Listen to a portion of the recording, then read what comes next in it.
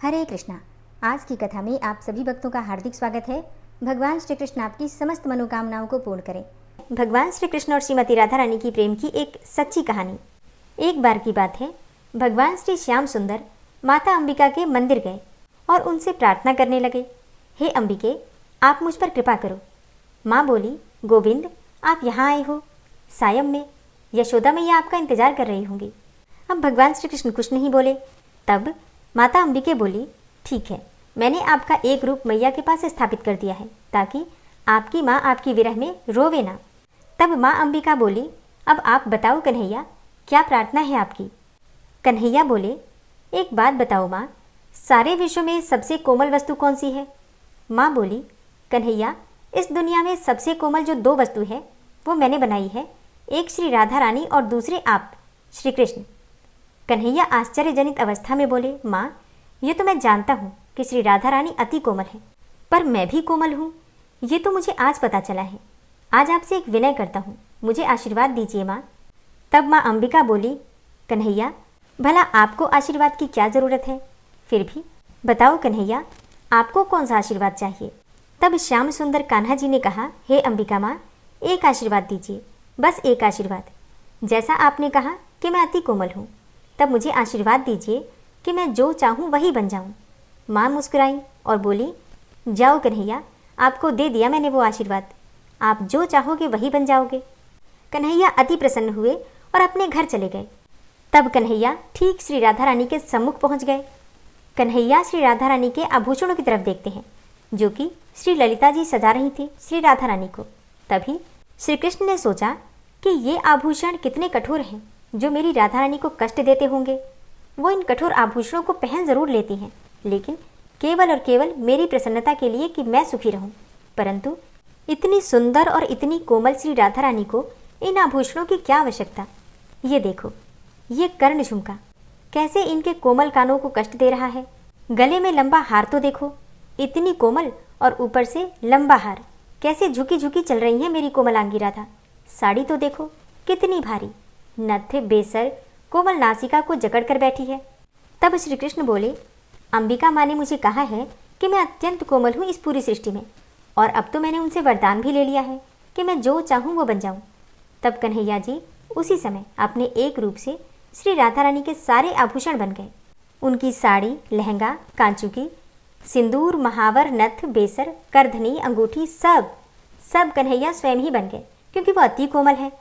कन्हैया सब आभूषण स्वयं बन गए और दूसरे रूप में ललिता जी से बोले, आप राधा रानी को ये आभूषण पहनाओ जो अत्यंत कोमल है।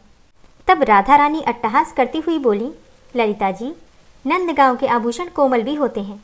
ललिता जी ने सारे आभूषण ले लिए और राधा रानी को पहनाने लगी। तब एक एक आभूषण से श्री राधा नाम की ध्वनि होने लगी। तब राधा रानी ने कहा, ये आभूषण मेरा नाम क्यों गा रहे हैं। कन्हैया जानते थे कि ये सब आभूषण वो स्वयं ही बने हैं। तभी आभूषणों वस्त्र आदि से राधा राधा की धुनी हो रही है। एक एक आभूषण और वस्त्र आदि जो अत्यंत कोमल थे, श्री राधा रानी को अत्यंत सुख पहुंचा रहे थे। राधा रानी बोली, ललिता जी, पहली बार आभूषण वस्त्र आदि मुझे श्याम सुख आलिंगन का आनंद पहुंचा रहे हैं। कन्हैया अति प्रसन्न हुए कि मेरी कोमलांगी को मैं स्वयं अपनी कोमल देह से वस्त्र आभूषण बनकर उन्हें सुखी कर रहा हूँ। अब ऐसा क्यों हुआ, क्यों कृष्ण राधा रानी के आभूषण वस्त्र कोमल बने। क्योंकि एक दिन श्री चित्रा सखी राधा रानी की वेड़ी में फूल का गजरा बांध रही थी और गुणमंजरी फूलों का गजरा बना बना के श्री चित्रा को दे रही थी, और चित्रा राधा रानी की वेड़ी में बांध रही थी, और ये दृश्य श्री कृष्ण झाड़ियों में छिपकर देख रहे थे। तभी राधा रानी की वेड़ी में जैसे ही चित्रा जी पुष्प बांधती, तभी राधा रानी अपने केशों को फैलाकर सारे फूलों के गजरे को धरती पर फैला देती। तब चित्रा जी कहती कि ये क्या कर रही हो राधा रानी, आप सारे पुष्पों की माला गजरा जो हम आपको पहना रही हैं, आप सारे केश फैलाकर क्यों गिरा रही हो। राधा रानी के आंखों में आंसू आ गए, और ये सब भगवान श्री कृष्ण देख रहे थे। राधा रानी चित्रा का हाथ पकड़कर बोली, सखी, मैं तुम पर वारी वारी जाती हूँ, परंतु जब तुम मेरे केश में ये फूलों की माला डालकर उन्हें बांधती हो, तब मुझे अत्यंत वेदना होती है, क्योंकि ये काले केश मुझे श्याम सुंदर के वर्ण की याद दिला देते हैं। और जब तुम मेरे श्याम सुंदर रूपी केश को फूलों से बांधने का प्रयास करती हो, तब मैं दुखी हो जाती हूँ कि तुम कैसे मेरे श्याम सुंदर रूपी केश को बांध सकती हो। मैं अपने श्याम को बंधता नहीं देख सकती। बस तभी ही अपने सारे केश श्रृंगार को पल भर में खराब करके सब केश को खोल देती हूँ कि मेरे कन्हैया को कोई न बांधे, चाहे मैं ही क्यों न हूँ। और जब भगवान श्री कृष्ण ने ये बातें सुनी राधा रानी की, तो उन्होंने अंबिका जी से प्रार्थना की और स्वयं ही राधा रानी के वस्त्र आभूषण सब बन गए, ताकि राधा रानी को कोई कष्ट न हो। तो प्रेम से जयकारा लगाइए श्री राधे कृष्ण की जय। और अब आप सुनेंगे आज का अध्याय। व्याध ने पूछा, हे ब्रह्मन, आपने पहले कहा था कि भगवान विष्णु की प्रीति के लिए कल्याणकारी भागवत धर्मों का और उनमें भी वैशाख मास में कर्तव्य रूप से बताए हुए नियमों का विशेष रूप से पालन करना चाहिए। वे भगवान विष्णु कैसे हैं, उनका क्या लक्षण है, उनकी सत्ता में क्या प्रमाण है, तथा वे सर्वव्यापी भगवान किनके द्वारा जानने योग्य हैं, वैष्णव धर्म कैसे हैं और किससे भगवान श्रीहरि प्रसन्न होते हैं। हे महामते, मैं आपका किंकर हूँ, मुझे ये सब बातें बताइए। व्याध के इस प्रकार पूछने पर शंख ने रोग शोक से रहित संपूर्ण जगत के स्वामी भगवान नारायण को प्रणाम करके कहा, हे व्याध, भगवान विष्णु का स्वरूप कैसा है यह सुनो। भगवान समस्त शक्तियों के आश्रय हैं, संपूर्ण गुणों की निधि हैं तथा सबके ईश्वर बताए गए हैं। वे निर्गुण, निष्कल तथा अनंत हैं। सत्य, चित्त और आनंद, यही उनका स्वरूप है। यह जो अखिल चराचर जगत है, अपने अधीश्वर और आश्रय के साथ नियत रूप से जिसके वश में स्थित है, जिससे इसकी उत्पत्ति, पालन, संहार, पुनरावृत्ति तथा नियमन आदि होते हैं। प्रकाश, बंधन, मोक्ष और जीविका, इन सब की प्रवृत्ति जहाँ से होती है, वे ही ब्रह्म नाम से प्रसिद्ध भगवान विष्णु हैं। वे ही विद्वानों के सम्मान्य सर्वव्यापी परमेश्वर हैं। ज्ञानी पुरुषों ने उन्हीं को साक्षात पर ब्रह्म कहा है। वेद, शास्त्र, स्मृति, पुराण, इतिहास, पांचरात्र और महाभारत सब विष्णु के स्वरूप हैं, विष्णु के ही प्रतिपादक हैं। इन्हीं के द्वारा महाविष्णु जानने योग्य हैं। वेद वेद्य सनातन देव भगवान नारायण को कोई इंद्रियों से अर्थात प्रत्यक्ष प्रमाण द्वारा, अनुमान से और तर्क से भी नहीं जान सकता है। उन्हीं के दिव्य जन्म, कर्म तथा गुणों को अपनी बुद्धि के अनुसार जानकर उनके अधीन रहने वाले जीव समूह सदा मुक्त होते हैं। यह संपूर्ण जगत प्राण से उत्पन्न हुआ है, प्राण स्वरूप है, प्राण रूपी सूत्र में पिरोया हुआ है तथा प्राण से ही चेष्टा करता है। और सबका आधारभूत यह सूत्रात्मा प्राण ही विष्णु है, ऐसा विद्वान पुरुष कहते हैं। व्याध ने पूछा, हे ब्रह्मन, जीवों में यह सूत्रात्मा प्राण सबसे श्रेष्ठ किस प्रकार है।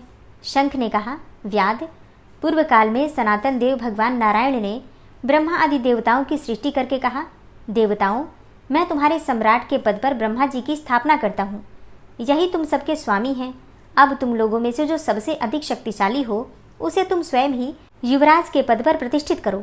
भगवान के इस प्रकार कहने पर इंद्र आदि सब देवता आपस में विवाद करते हुए कहने लगे, मैं युवराज होऊंगा, मैं होऊंगा। किसी ने सूर्य को श्रेष्ठ बताया और किसी ने इंद्र को। किन्हीं की दृष्टि में कामदेव ही सबसे श्रेष्ठ थे। कुछ लोग मौन ही खड़े रहे। फिर आपस में कोई निर्णय होता ना देखकर वे भगवान नारायण के पास पूछने के लिए गए और प्रणाम करके हाथ जोड़कर बोले, हे महाविष्णु, हम सब ने अच्छी तरह विचार कर लिया, किंतु हम सब में श्रेष्ठ कौन है यह हम अभी तक किसी प्रकार निश्चय नहीं कर सके। अब आप ही निर्णय कीजिए।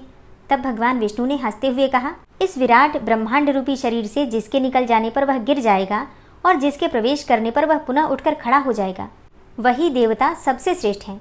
भगवान के ऐसा कहने पर सब देवताओं ने कहा, अच्छा ऐसा ही होगा। तब सबसे पहले देवेश्वर जयंत विराट शरीर के पैर से बाहर निकला। उसके निकलने से उस शरीर को लोग पंगु कहने लगे, परंतु शरीर गिर न सका।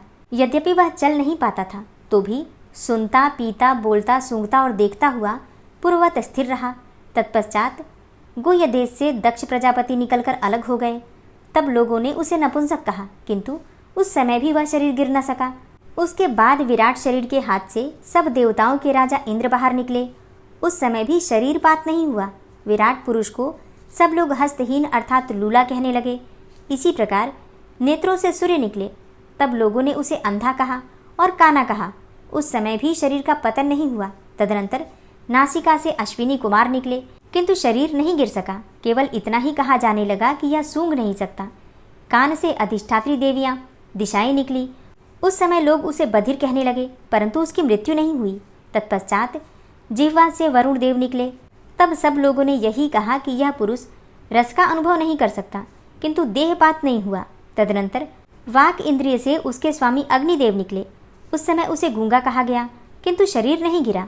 फिर अंतःकरण से बोध स्वरूप रुद्र देवता अलग हो गए। उस दशा में लोगों ने उसे जड़ कहा, किंतु शरीरपात नहीं हुआ। फिर सबके अंत में उस शरीर से प्राण निकला। तब लोगों ने उसे मरा हुआ बतलाया। अब इससे देवताओं के मन में बड़ा विस्मय हुआ।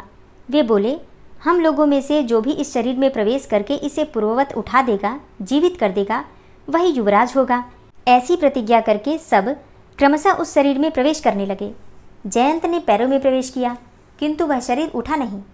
प्रजापति दक्ष ने गुह्य इंद्रियों में प्रवेश किया, फिर भी शरीर नहीं उठा। इंद्र ने हाथ में, सूर्य ने नेत्रों में, दिशाओं ने कान में, वरुण देव ने जिह्वा में, अश्विनी कुमार ने नासिका में, अग्नि ने वाक इंद्रिय में तथा रुद्र ने अंतःकरण में प्रवेश किया, किंतु वह शरीर नहीं उठा। सबके अंत में प्राण ने प्रवेश किया, तब वह शरीर उठकर खड़ा हो गया। तब देवताओं ने प्राण को ही सब देवताओं में श्रेष्ठ निश्चित किया। बल, ज्ञान, धैर्य, वैराग्य और जीवन शक्ति में प्राण को ही सर्वाधिक मानकर देवताओं ने उसी को युवराज पद पर अभिषिक्त किया। इस उत्कृष्ट स्थिति के कारण प्राण को उक्त कहा गया। अतः समस्त चराचर जगत प्राणात्मक है। जगदीश्वर प्राण अपने पूर्ण एवं बलशाली अंशों द्वारा सर्वत्र परिपूर्ण है। प्राणहीन जगत का अस्तित्व नहीं है। प्राणहीन कोई भी वस्तु वृद्धि को नहीं प्राप्त होती। इस जगत में किसी भी प्राणहीन वस्तु की स्थिति नहीं है। इस कारण प्राण सब जीवों में श्रेष्ठ, सबका अंतरात्मा और सर्वाधिक बलशाली सिद्ध हुआ। इसलिए प्राणोपासक प्राण को ही सर्वश्रेष्ठ मानते हैं। प्राण सर्वदेवात्मक है, सब देवता प्राणमय है। वह भगवान वासुदेव का अनुगामी तथा सदा उन्हीं में स्थित है। मनीषी पुरुष प्राण को महाविष्णु का बल बतलाते हैं। महाविष्णु के महात्म्य और लक्षण को इस प्रकार जानकर मनुष्य पूर्व बंधन का अनुसरण करने वाले अज्ञानमय लिंग को उसी प्रकार त्याग देता है जैसे कि सर्प पुरानी केंचुल को त्याग देता है। लिंग देह का त्याग करके वह परम पुरुष अनामय भगवान नारायण को प्राप्त होता है। हरे कृष्णा। आज की कथा का यहीं पर समापन करती हूँ। इसके आगे का वृतांत आप कल की कथा में सुनेंगे। सोम शर्मा ने कहा, हे भामिनी, ब्रह्मचर्य के लक्षण का विस्तार पूर्वक वर्णन करो। सुमना बोली, हे नाथ, सदा सत्य भाषण में जिसका अनुराग है, जो पुण्यात्मा होकर साधुता का आश्रय लेता है, ऋतुकाल प्राप्त होने पर अपनी स्त्री के साथ समागम करता है, स्वयं दोषों से दूर रहता है और अपने कुल के सदाचार का कभी त्याग नहीं करता, वही सच्चा ब्रह्मचारी है। हे द्विजश्रेष्ठ, यह मैंने गृहस्थ के ब्रह्मचर्य का वर्णन किया है। यह ब्रह्मचर्य गृहस्थ पुरुषों को सदा मुक्ति प्रदान करने वाला होता है। अब मैं यतियों अर्थात सन्यासियों के ब्रह्मचर्य का वर्णन करूंगी। आप ध्यान देकर सुने। यति को चाहिए कि वह इंद्रिय संयम और सत्य से युक्त होकर पाप से सदा डरता रहे तथा स्त्री के संग का परित्याग करके ध्यान और ज्ञान में निरंतर संलग्न रहे। यह यतियों का ब्रह्मचर्य बतलाया गया है। अब आपके समक्ष वानप्रस्थ के ब्रह्मचर्य का वर्णन करती हूँ, आप सुनिए। वानप्रस्थी को सदाचार से रहना और काम क्रोध का परित्याग करना चाहिए। यह उच्छवृत्ति से जीविका चलाएं और प्राणियों के उपकार में संलग्न रहे। यह वानप्रस्थ का ब्रह्मचर्य बताया गया। अब सत्य का वर्णन करती हूँ। जिसकी बुद्धि पराये धन और पराई स्त्रियों को देखकर लोलुपतावश उनके प्रति आसक्त नहीं होती, वही पुरुष सत्यनिष्ठ कहा गया है। अब दान का वर्णन करती हूँ, जिससे मनुष्य जीवित रहता है। भूख से पीड़ित मनुष्य को भोजन के लिए अन्न अवश्य देना चाहिए। उसको देने से महान पुण्य प्राप्त होता है तथा दाता मनुष्य सदा अमृत का उपभोग करता है। अपने वैभव के अनुसार प्रतिदिन कुछ न कुछ दान करना चाहिए। सहानुभूतिपूर्ण वचन, तृणशय्या, घर की शीतल छाया, पृथ्वी, जल, अन्न, मीठी बोली, आसन, वस्त्र या निवास स्थान और पैर धोने के लिए जल, ये सब वस्तुएं जो प्रतिदिन अतिथि को निष्कपट भाव से अर्पण करता है, वह इहलोक और परलोक में भी आनंद का अनुभव करता है तथा दान और स्वाध्याय आदि शुभ कर्मों के द्वारा अपने प्रत्येक दिन को सफल बनाता है। वह इस जगत में मनुष्य होकर भी देवता ही है, इसमें तनिक भी संदेह की बात नहीं है। अब मैं सांगोपांग धर्म के साधनभूत उत्तम नियमों का वर्णन करती हूँ। जो देवताओं और ब्राह्मणों की पूजा में संलग्न रहता है, नित्य निरंतर शौच, संतोष आदि नियमों का पालन करता है तथा दान, व्रत और सब प्रकार के परोपकारी कार्यों में योग देता है, उसके इस कार्य को नियम कहा गया है। हे द्विजश्रेष्ठ, अब मैं क्षमा का स्वरूप बतलाती हूँ, ध्यान से सुनिए। दूसरों द्वारा की हुई अपनी निंदा सुनकर अथवा किसी के द्वारा मार खाकर भी जो क्रोध नहीं करता और स्वयं मार खाकर भी मारने वाले व्यक्ति को नहीं मारता, वह क्षमाशील कहलाता है। अब शौच का वर्णन करती हूँ। जो राग द्वेष से रहित होकर प्रतिदिन स्नान और आचमन आदि का व्यवहार करता है, वह इस प्रकार जो बाहर तथा भीतर से भी शुद्ध है, उसे शौच युक्त अर्थात पवित्र माना गया है। अब मैं अहिंसा का रूप बतलाती हूँ। विज्ञ पुरुष को किसी विशेष आवश्यकता के बिना एक तिनका भी नहीं तोड़ना चाहिए। संयम के साथ रहकर प्रत्येक जीव की हिंसा से दूर रहना चाहिए और अपने प्रति जैसे बर्ताव की इच्छा होती है, वैसा ही बर्ताव दूसरों के साथ स्वयं भी करना चाहिए। अब मैं शांति के स्वरूप का वर्णन करती हूँ, आप ध्यान से सुनिए। शांति से सुख की प्राप्ति होती है, अतः शांतिपूर्ण आचरण करना कर्तव्य है। कभी खिन्न नहीं होना चाहिए। प्राणियों के साथ वैर भाव का सर्वथा परित्याग करके मन में भी कभी वैर का भाव नहीं आने देना चाहिए। अब अस्तेय का स्वरूप बतलाती हूँ। पर धन और पर स्त्री का कदापि अपहरण न करें। मन, वाणी तथा शरीर के द्वारा भी कभी किसी दूसरे की वस्तु लेने की चेष्टा न करें। अब दम का वर्णन करती हूँ। इंद्रियों का दमन करके मान के द्वारा उन्हें प्रकाश देते रहना और उनकी चंचलता का नाश करना चाहिए। इससे मनुष्य में चेतना का विकास होता है। अब मैं शुश्रूषा का स्वरूप बतलाती हूँ। मन, वाणी और शरीर से गुरुजनों की सेवा करना और गुरु के कार्य साधन में लगे रहना शुश्रूषा है। हे द्विजश्रेष्ठ, इस प्रकार मैंने आपसे धर्म का सांगोपांग वर्णन किया। जो मनुष्य ऐसे धर्म में सदा संलग्न रहता है उसे संसार में पुनः जन्म नहीं लेना पड़ता। यह मैं आपसे सच सच कह रही हूँ। हे महाप्राज्ञ, यह जानकर आप धर्म का अनुसरण करें। सोम शर्मा ने पूछा, हे देवी, तुम्हारा कल्याण हो। तुम इस प्रकार धर्म की परम पुण्यमयी उत्तम व्याख्या कैसे जानती हो? किसके मुंह से तुमने यह सब सुना है? सुमना बोली, हे महामते, मेरे पिता का जन्म भार्गव वंश में हुआ है। वे संपूर्ण शास्त्रों के ज्ञान में निपुण हैं। उनका नाम है महर्षि च्यवन। मैं उन्हीं की कन्या हूँ। ये मुझे प्राणों से भी अधिक प्रिय मानते थे। जिस जिस तीर्थ, मुनि, समाज तथा देवालय में वे जाते थे, मैं भी उनके साथ वहाँ जाया करती थी। मेरे पिताजी के एक मित्र हैं जिनका नाम है वेद शर्मा। कौशिक वंश में उनका जन्म हुआ है। एक दिन वे घूमते घामते पिताजी के पास आए। उस समय वे बहुत दुखी थे और बारंबार चिंतामग्न हो जाते थे। तब उनसे मेरे पिताजी ने कहा, हे सुव्रत, मालूम होता है कि आप किसी दुख से संतप्त हैं। आपको दुख कैसे प्राप्त हुआ है? मुझे इसका कारण बतलाइए। यह सुनकर वेद शर्मा ने कहा कि मेरी स्त्री बड़ी साध्वी और पतिव्रता है, किंतु अब तक उसे कोई पुत्र नहीं हुआ। मेरा वंश चलाने वाला कोई नहीं है। यही मेरे दुख का कारण है। आपने पूछा था इसलिए बताया है। इसी बीच में कोई सिद्ध पुरुष मेरे पिता के आश्रम पर आए। पिताजी और वेद शर्मा दोनों ने खड़े होकर भक्तिपूर्वक सिद्ध का पूजन किया। भोजन आदि उपचारों और मीठे वचनों से उनका स्वागत किया। फिर आपने जिस प्रकार से पहले प्रश्न किया था, उसी प्रकार उन दोनों ने भी सिद्ध से अपने मन की बात पूछी। तब धर्मात्मा सिद्ध ने मेरे पिता और उनके मित्र से इस प्रकार कहा कि धर्म के अनुष्ठान से ही स्त्री, पुत्र और धन धान्य की प्राप्ति होती है। उनके उपदेश से वेद शर्मा ने धर्म का अनुष्ठान पूरा किया। उस धर्म से उन्हें महान सुख और सुयोग्य पुत्र की प्राप्ति हुई। उन सिद्ध महात्मा के संग से ही धर्म के विषय में मेरी बुद्धि का ऐसा निश्चय हुआ है। सोम शर्मा ने पूछा, हे प्रिय, धर्म से कैसी मृत्यु और कैसा जन्म होता है? शास्त्र के अनुसार उस मृत्यु और जन्म का लक्षण जैसा निश्चित किया गया हो वह सब मुझे बताओ।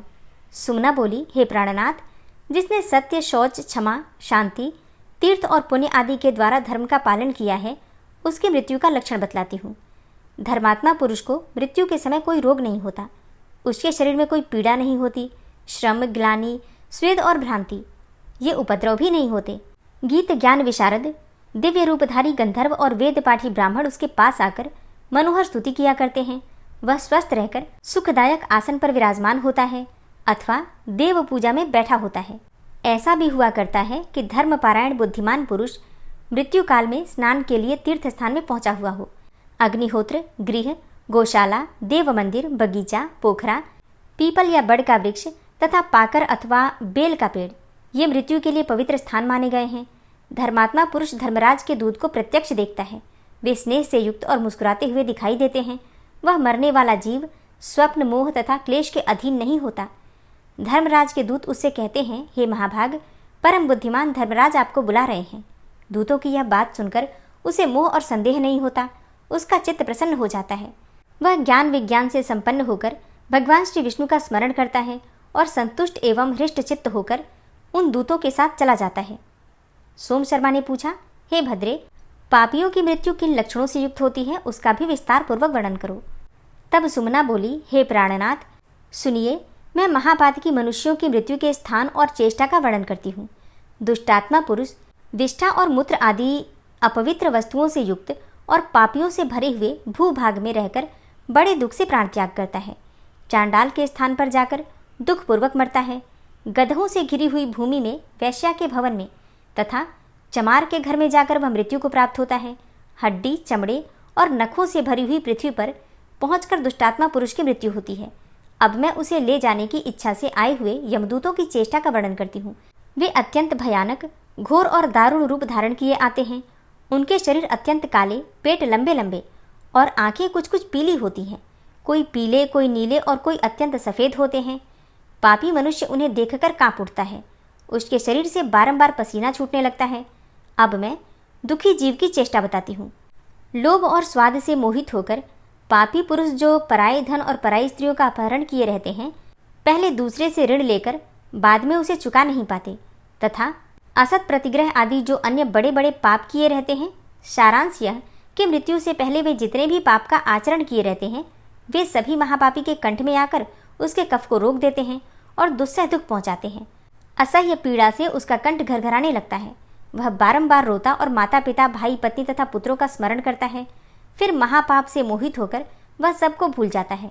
अत्यंत पीड़ा से व्याकुल होने पर भी उसके प्राण शीघ्रतापूर्वक नहीं निकलते। वह कांपता, तलमलाता और रह रहकर मूर्छित हो जाता है। इस प्रकार लोभ और मोह से युक्त मनुष्य सदा मूर्छित होकर ही प्राण त्यागता है। तत्पश्चात यमराज के दूत उसे यमलोक में ले जाते हैं। उस समय जो उसको दुख भोगना पड़ता है उसका वर्णन करती हूँ। जहाँ ढेर के ढेर अंगारे बिछे होते हैं, उस मार्ग पर पापी को घसीटते हुए ले जाया जाता है। वहाँ वह दुष्टात्मा जीव बारंबार आग में जलता और छटपटाया करता है। जहाँ 12 सूर्यों के ताप से युक्त अत्यंत तीव्र धूप पड़ती है, उसी मार्ग से उसे पहुँचाया जाता है। वहाँ वह सूर्य की प्रचंड किरणों से संतप्त और भूख प्यास से पीड़ित होता रहता है।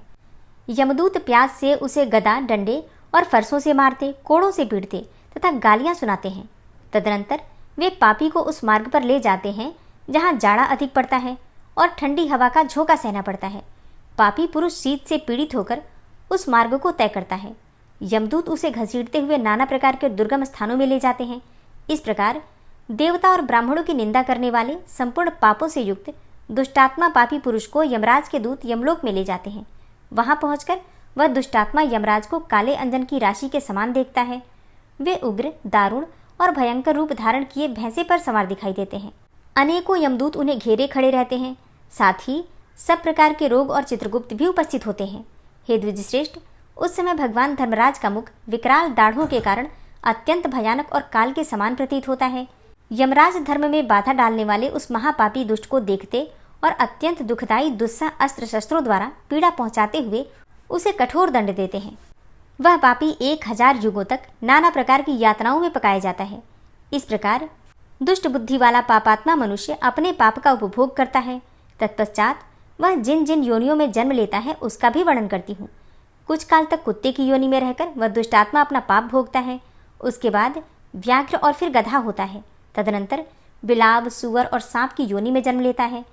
इस तरह संपूर्ण पाप योनियों में उसे बारंबार जन्म लेना पड़ता है। इस प्रकार मैंने आपसे पापियों के जन्म का सारा वृतांत भी बतला दिया। हरे कृष्णा। आज की कथा का यहीं पर समापन करती हूँ। उम्मीद करती हूँ आज की कथा आपको जरूर पसंद आई होगी।